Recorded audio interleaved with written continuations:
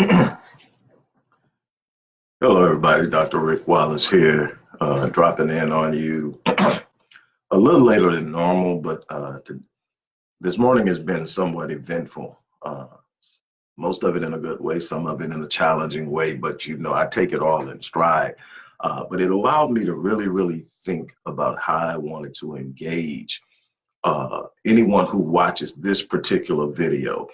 Um, I do a lot of coming at you from an intellectual and scientific and data driven and perspective to give you an understanding of all of these different techniques and mechanisms and different things you can use to get by. But something that's really important and that I use with my clients is helping them anchor themselves in new beliefs, helping them anchor themselves in higher expectations, helping them anchor themselves in a new vision and a new idea of what's possible. And that's done through the emotion, that's done through the spiritual elements, that's done through simply presenting an analogy of some sort, and then allowing them to make the connection between what is analogous and what is real in their lives. And so I'm going to do that today. But before I do, please don't get off, because I promise you where I'm going with this is going to really lift a bunch of you that are really in the midst of an intense struggle to be or to become. And that's the ultimate goal. We get what we want out of life by becoming what we must be in order to have it. And becoming is the ultimate goal, because in becoming, we learn, we develop, we grow, we prepare ourselves to become even more moving forward. So I'm going to do that. But in an effort to engage more people, in an effort to expand my reach, in an effort to meet my goal for 2019, starting now, starting a couple of weeks ago, which is to change the lives of 1 million people, to impact the lives of 1 million people. I'm doing a lot of different things. I've partnered with a number of different entities and individuals. And one company that I'm excited to be partnered with and working with through 2019 and hopefully beyond is Body by God. Body by God is a fitness apparel company that is also moving into the fitness arena and opening some gyms in 2019. And we are currently right now pushing the No Excuses 30-day challenge. We're going to have a free webinar next week. I'm going to give you the details for that so you can drop in absolutely free. What we're doing is, for the people who are participating in the 30-day challenge, we're going to let them check in, ask questions, give them some insight to help them with their journey on their 30-day challenge. And we're going to be doing 30-day challenges throughout the year of 2019. And we're going to be reaching out and expanding and doing live conferences, webinars. So this is going to be something, who knows, we may pop up in your city. So prepare for that. But one of the things that I'm going to be doing through the remainder of the year is I'm going to be offering, as a standalone service, some done-for-you services. I do these for my clients. I try to get my clients to be aware of what's going on and what they need to do in their desires, especially when it comes to their finances and any entrepreneurial aspirations that they have. But in some situations, some people want it done for them. It's just that simple. And so what we're going to be offering as a done-for-you service are three things. We're going to offer the writing of your business plan. Again, I prefer you write your own business plan. Nobody knows what you're thinking better than you, but some people just aren't comfortable with it. And some people haven't really engaged the level, and then it depends on the professionalism the level of professionalism that has to go into writing it, depending on who's going to see it. If it's just a business plan that you need to see because you're going to work it out for the first 3 months to 6 months to a year before anybody else is really engaged, or you just the people you need to share it with to get to buy into your vision, you can write that.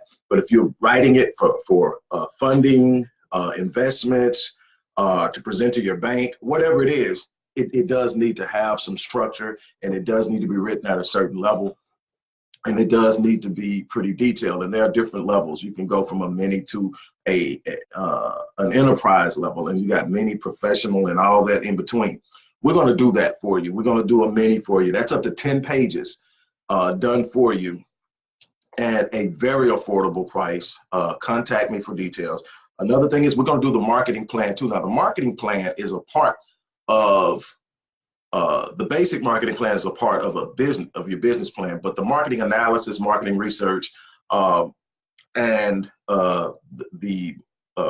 especially the analysis side of searching the market, understanding the market, customer engagement, target audience, all that stuff, what the market looks like now, the best way to engage and attract a certain part to assume a certain market share in the market.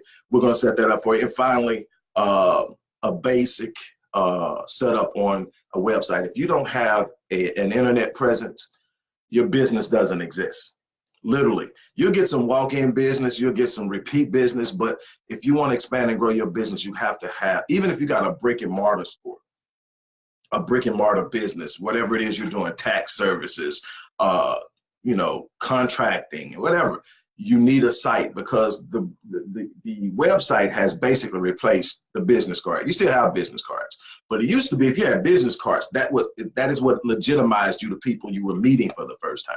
You would exchange business cards, and from that point on, they would say, okay, they could take you serious. Now, the first thing they want to do is go visit your website. People who are looking to make purchases for the first time from a new business are going to research you on the internet. If nothing more, they want to go there, see that you exist, see that they can get in contact with you, see that if there are any issues, there's a way to hash that out.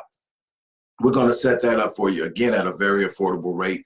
We're going to determine how we're going to put this, but what I want to do now is actually, because I want to engage people personally, I want everybody that wants to actually take advantage of this to either email me at ceo@rickwallace.phd.link, or inbox me if you're on Facebook or YouTube or wherever you're seeing this at, and just say, hey, look, I want to know what it takes to get this done, and we'll talk it out.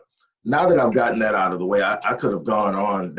This could have actually been an entire thing, and I'm probably going to do one on it later. But I wanted to get to this: making brick with no straw, the journey to your destiny. And again, while I'm going to use some biblical analogies and everything, this is not religious to me. This is taking a story and getting an understanding from it. So no matter what your faith level is, no matter what your religious practice is, have a religious practice or not, don't get caught up in where I'm pulling this from. Listen to what I'm trying to share with you and teach you, because there's a lesson to be learned here. And growing up in a traditional Christian family, who hasn't heard the story of Moses and the Israelites? I mean, it's one of the biggest stories that you have in there. It starts with Abraham, and it goes on, and it literally sets the foundation for everything else that happened in the Bible, right?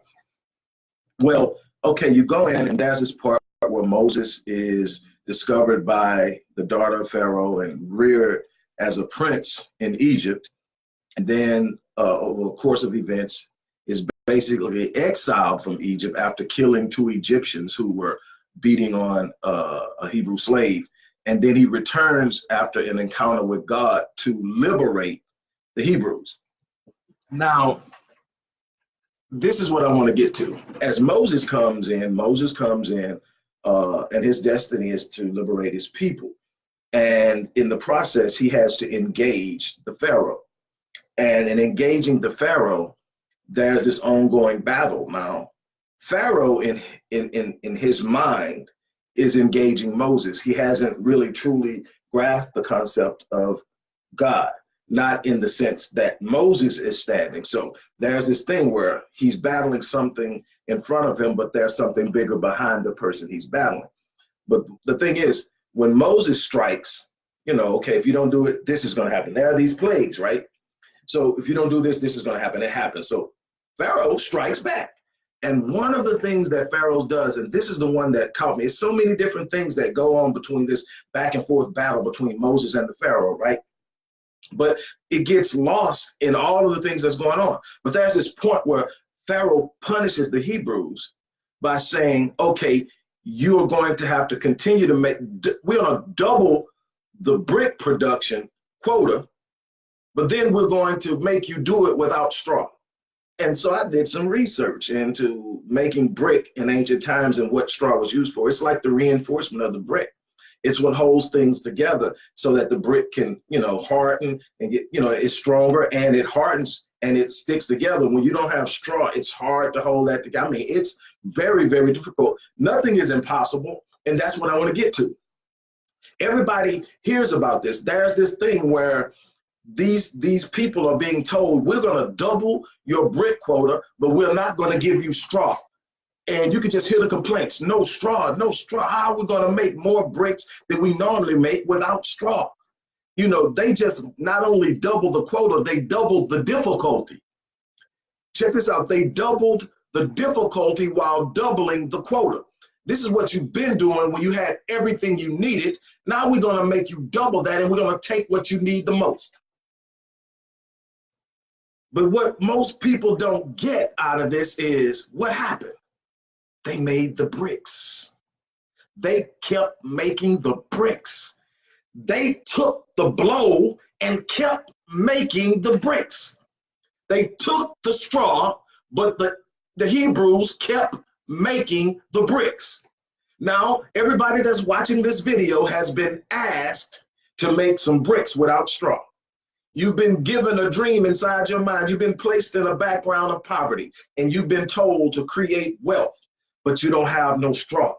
You've been given a desire to rise up and do something special in the world of academics, but no one in your family has ever graduated from college. You've been given the task of making brick with no straw. See, everything that a lot of you face comes from a situation where you haven't seen it done, or you don't have the tools necessary or perceived to be necessary sitting in front of you. So you, in your mind, say it's impossible, but there's no such thing as impossible. You got to figure it out.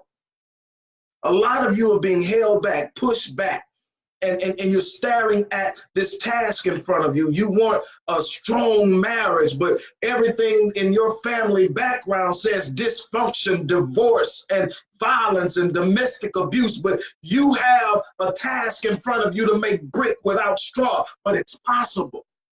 They kept making bricks. I mean, I'm sitting there and I'm always looking at these stories, whether it's in Homer's Iliad, whether it's in the Bible, whether it's in the writings of Marcus Aurelius and all of these other ancient texts that talk about different things. You can find the flows of empires, the Chaldean Empire, which is more affectionately known as the Babylonian Empire, but when Nebuchadnezzar was ruler, and you study the rise of that and the fall of that, and then come the Persians, and the rise and fall of the Greeks, and the rise and fall of the Romans, and the rise and falls of empires, and you start to study and look at what worked, what didn't work, what caused the what drove the rise and what caused the fall, and at the core of things, when I started to look at the beginning of this thing, and I'm thinking about this brick. Just imagine that you've been trained all your life to do something one way, and then there's a demand to increase your productivity, but they're taking away the resources that you know how to use, but you've got to figure a way out to get it done. That's what happened, and they did it.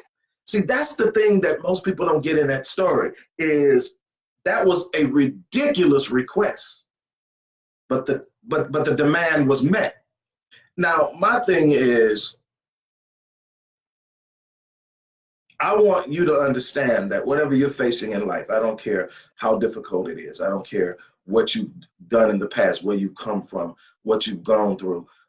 Maybe you didn't know your father. Maybe you come from an abusive background where there was a lot of violence in the home. Maybe you were violated as a child. Maybe you don't have a background that supports what you thrive for in the way of academia, relationships, business, and whatever. And you're sitting there and you don't have the straw to make the brick. But what I want you to understand is that where you decide in your mind that you're going to accomplish something, there's in your design the resourcefulness to discover a new way to get it done.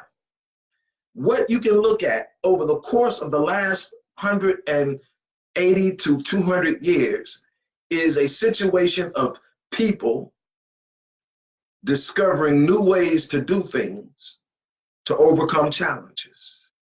The telephone, the light bulb, the automobile, the airplane, the cotton gin, and steam engine, and on and on and on. I mean, just so many things that didn't exist, that were never even imagined at one time, becoming the resolution to a problem that seemed impossible to solve. What am I getting at? I'm getting at this, that there is something that you yearn to do. There's something in your spirit that keeps tugging at you, that keeps pulling your heartstrings, that wakes you up sometimes in the middle of the night, and you can't shake it. You keep telling yourself that it's worthless to entertain it, but you can't let it go. You keep telling yourself that no matter what, I'm wasting my time entertaining something so far-fetched. But what I want you to get your mind fixed on is that it doesn't matter that you don't have the straw. It doesn't matter that it's demanding more productivity than you've ever been able to conjure up. What matters is that you stand up strong, stand up bold, square your shoulders, hold your head up, and determine within yourself that you are going to achieve the thing for which you were sent here to do. It wasn't meant to be easy.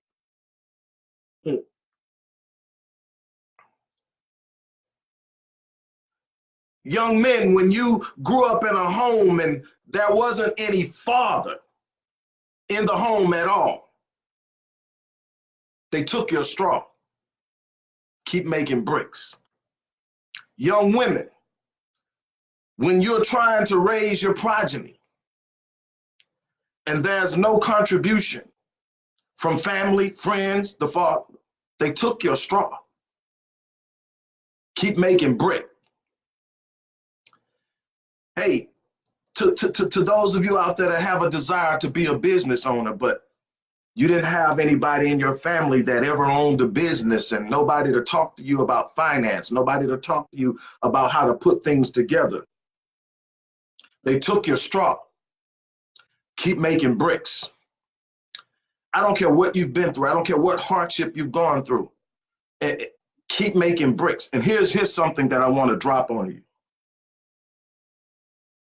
You know, I talk to you often about persevering. I talk to you often about my mindset. And I often try to be as transparent as possible. And I try to present a person that is flawed, a person that knows that I have things I need to improve upon. I wake up every morning and I look at myself and I examine myself and I see there's a need for work. There's a yearning to be better. There's a yearning to be a better husband. There's a yearning to be a better father. There's a yearning to be a better leader. And I have these weaknesses, but the wonderful thing that I can tell you that as I look back over my life, Jeremiah said, these things I call to mind, therefore I recall to mind, therefore I have hope. And when I look back and I see even in my flawed existence, I've been able to accomplish things. Even in some of my most horrible decisions, I found growth and potential and productivity and the capacity to reach other people. Even when others had written me off, and even when there were those who would rather talk about my shortcomings than recognize who I was, that was still productivity. What am I getting at? I'm saying, don't let someone talk you off of the platform of your destiny. Because see, it's easy for people to look at what's wrong and ignore what's right, because that's the way we're set up in this culture. That's the way we justify our own inactivity, our own failures, our own lack of rising to the task of being who we are. It's easier to tear somebody down than it is to challenge ourselves to rise. One of the things that I have worked very hard at is to never judge anybody, no matter where they're at in their faith, in their finances, in their relationships, to sit up and walk in and understand that the only thing that separates us is different times, different places, different environments. But at the end of the day, I'm no better than them, no matter where I'm at the moment. I've been different places over the course of my life, and I've never, ever looked at myself as being better than anybody. I may be in a better position in certain areas, but I'm also struggling in others. You know, so that's what grounds me, is the fact that there's still work to be done. And what that allows me to do is engage anybody. I deal with the homeless. I deal with kids. I deal with women who are struggling in so many areas. I deal with men who others have written off and just totally gave up on. And I see them as me. Why? Because I know where I come from. I know what I've been through. I know the mistakes I've made. I know what I'm trying to climb out of. I know what I want to be. And I know what it takes to touch people. And they need to be able to connect. They need, and to connect this with what I'm trying to show you here, is the best way to reach people is to let them see you building brick with no straw. To let them see you fail at something but not stop. To let them see you struggle with something but refuse to quit. See, that's what I tell you. When I make my mind up to do something, I'm gonna either get it or I'm gonna die trying. Man, over the last 10 to 12 years, I've bumped my head in so many different ways. I've dealt with the consequences of my decisions in so many ways. And yet I wake up every morning with an expectation that something good is coming out of my life, that I'm writing a legacy, that I am moving forward, that I am what the ordinary person can look at and say something is possible. Why? Because I could have been written off and gone and done with a long time ago. Hell, I remember some people saying I wouldn't live to be 20. I was a smart kid, but I had a temper. Not gonna live to be 20. Shoot, I turned 51 this year. So, and the things that I was able to accomplish in the times that I wasn't even supposed to be alive. Look, I really wish that I could tell you that life was perfect. I really wish I could tell you that a lot of the images that are put before you that present these pristine ideas of what is were real, but the vast majority of them are illusions. You know, it's people showing you what they want you to see and hiding what they don't. And, you know, I don't believe that everything in your life is privy to everyone. There are some things that only belong to you, and there are things that only belong to those who you're intimately connected to. And then there are things that will empower people when they know them. They need to know that you struggle.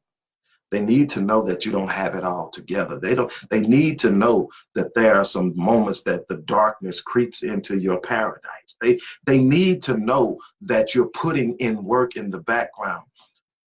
It serves nobody to sit up and put up this image of perfection.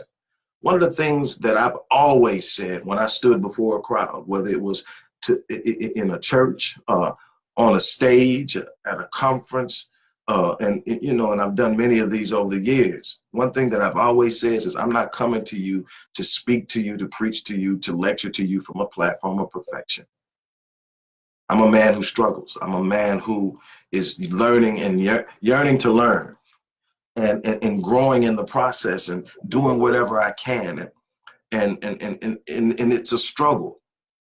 But when I look up and I look back over my life in the struggle, you can see the hand of God. And again, this isn't me talking from a religious platform. This is me talking about having a one-on-one relationship with one that would rather empower me than judge me.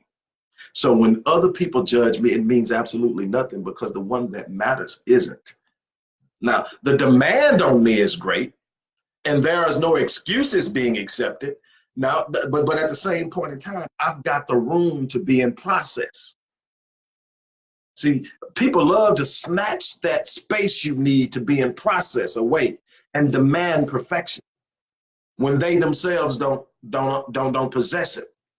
I don't operate that way, and I don't teach my clients to operate that way. I don't talk about, you know, absolute perfection as in something you should be exhibiting right now. I talk about this yearning to be better. If you decide just to grow, to grow in understanding, to grow in knowledge, to grow in productivity, to grow in force of impact, you will find that you have written a legacy over the course of your life that will speak for you long after you're gone. You know, I look at the mistakes I've made. In the course of the mistakes I've made, I've also authored and published 20 books that will speak for me long after I'm gone. I've literally produced and owned close to 5,000 videos, done multiple interviews, done all of this while still struggling and growing. What am I getting to say? I didn't wait on perfection. I didn't wait on the approbation and approval of others. I didn't wait on somebody to co-sign me and tell me I finally arrived and now I have the right to go out. I took the responsibility upon myself to say, I'm going to work my way towards what I believe I should be. And in the process, make my impact and my presence known and felt. And that's what it is. It's building brick without straw. That's what I want you to understand is, thank you, Sandra. That's what I want you to understand. And that's why I always say, I'm not coming at you from a platform of perfection. I'm not coming at you for somebody that once I just jumped out in the business world, the world just bowed at my feet and everything happened. I have never seen that in any of the people who have mentored me, any of the people I've studied, any of the people I've interviewed. It hasn't happened for me. And the people that I've been able to help, it hasn't happened for them. There's this constant continuum of tension that you're moving forward, and then there's 2 steps back, and then there are 8 steps forward and 3 steps back, and you're constantly pushing and fighting to get there. You make some poor decisions, might knock you 50 steps back. Been there before. But what happens is, in the process of believing in who you are and living in your purpose and pushing forward, you get to where you're going. It isn't over until you take your last breath. If you're still alive, if you're still breathing, that means you're here for a reason. That means that your purpose is still valid and that you have work to do. So what? They told you to build brick with no straw, to make brick with no straw. Get it done. Get it done. I challenge you, get it done. I don't care what you are given to do. If it moves you towards your destiny, get it done. Don't complain about it. Don't whine about it. Don't sit up and point the finger about who did what to you and how it set you back and how it broke your heart and how it hurt you. I'm not marginalizing what you've been through. I'm not sitting up trying to say that in no way it didn't, but I'm saying no matter how bad it hit you, no matter how flat on your back you landed, you got a responsibility to your designer to get up. Shake it off. Figure it out. What I'm going to tell you as I shut this down is something my grandfather told me when I was 17 years old. The wisdom of that man still speaks to me some 23 years after he left this place. And man, actually longer than that.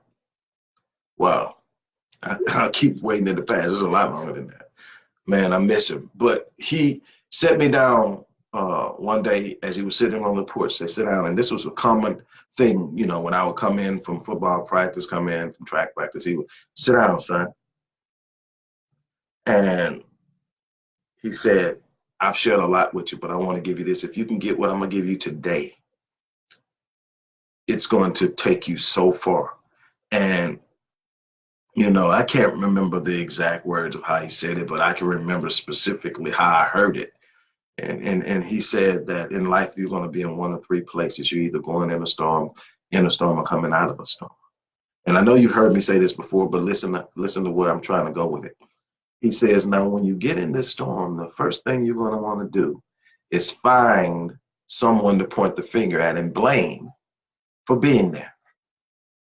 So don't waste your time, because 90-something% of the time, or close to all the time, it's going to be you. A decision you made, a choice you made, someone you allowed in your life, someone you accepted, something you tried to do that you knew you shouldn't have done, and now you're here. It's not as important. While knowing how you got there is important, and sure you don't get back, what's most important is understanding what you have in the midst of this storm. In the midst of this storm, son, your most important responsibility is to come out a better man. He says, if you learn to do this, you won't have to pursue greatness. It'll overtake you. That just stuck with me. I don't have to chase greatness. I just have to chase my destiny. I have to chase my destiny. And I posted this earlier. When you start to chase your destiny, when you start to pursue your destiny, when you start to run after your destiny, you will find that you're automatically distancing yourself from some people that is in your circle. Sometimes it's family, sometimes it's friends, sometimes it's people you really, really care about. But you're finding the more you and harder you run after your destiny, the further and further you're getting away from them. You got to be willing to deal with You got to be willing to deal with what happens when you move towards your destiny. Everybody's not meant to go. Everybody's not prepared to go. Everybody can't understand it. Not everybody wants that for you. You got to understand a lot of people are in your life with selfish intentions, meaning that they don't want you to go anywhere that doesn't benefit them. Others are in your life because you validate their mediocrity. And the moment that you begin to rise out of yours, you automatically convict them of theirs, and they can't have it. They will work against you just to keep you in a position that validates the life they're living. You've got to make up in your mind that you're not going to be satisfied with status quo, that you're going to rise up and you're going to pursue your destiny with the passion and fervor that yields to nothing. You've got to press inexorably towards this thing you were designed to do with an intent of finishing what you started. As I check out of here, look, live your life on full. I'll tell you about that all the time. You're going to make some mistakes, some big ones sometimes. You're going to look back and there are going to be some things that you're not proud of. Don't let that fold you over. Don't let that be the defining moment in your life. Wake up every morning with an intent on being the person you were designed to be. Work toward it. When you fall, get up, dust yourself off, hold your head up. Say, okay, made a mistake, stumble, fall. I'm up. Keep moving. Find your way. Don't stop. Don't quit. Make love your center. Make love and gratitude your center. Doesn't mean be anybody's fool. Doesn't mean not to defend yourself. It means have an intent to be benevolent. Have an intent to understand and appreciate what you do have before you start talking about what you don't. Watch how the universe responds to that gratitude and that love. I'm going to get off here. Like I said, don't forget to check the description box for what's available. If you haven't gotten your copy of Critical Mass, which is my 20th book, I'm excited. I'm going to announce at sometime before the year is over with books number 21 and 22, which will be coming in 2019. I'm excited about those. But in the meantime, get Critical Mass. It's a great place to find and understand why you do what you do and how you can get yourself to doing what you really should be doing and taking control of your life. With that being said, I'm gonna get ready to get off of here. I absolutely appreciate anybody that stops by and takes the time to listen. It's appreciated. This is what I want to wish you, every last person that watches this. And I mean this, every person that watches this, doesn't matter who I am. One thing that I've learned over the course of my life is how to separate the message from the messenger. See, I don't expect everybody to like me. I don't expect everybody to buy into who I am or be okay with me or whatever. And, there are people that will, not like you. I mean, and maybe there are some who even have a good reason. And the thing is, I learned one of the best things that I've done in my life is taught myself how to separate the message from the messenger. Because what I found out is the messenger has flaws. And if I connect the message with the messenger, I will treat the message like I treat the messenger. Separate the message from the messenger. Truth is truth no matter who speaks it. And this is bigger than me. It always has been bigger than me. It's about what your destiny is and what you're capable of. And if I'm just the person that happens to deliver something that gives you some edification and inspiration and motivation and encouragement, then hey, take it, do what you need to do with it. And you could talk about me after the fact. Doesn't matter to me. I'm not here for popularity. I'm here to make an impact. And I know that if I consistently do that, I'm writing my legacy. And despite it all, So that's what I encourage you to do. You guys have an unbelievable day. Live your life on full. And that's one thing I always say, I'm gonna live my life on full because I plan to die on E.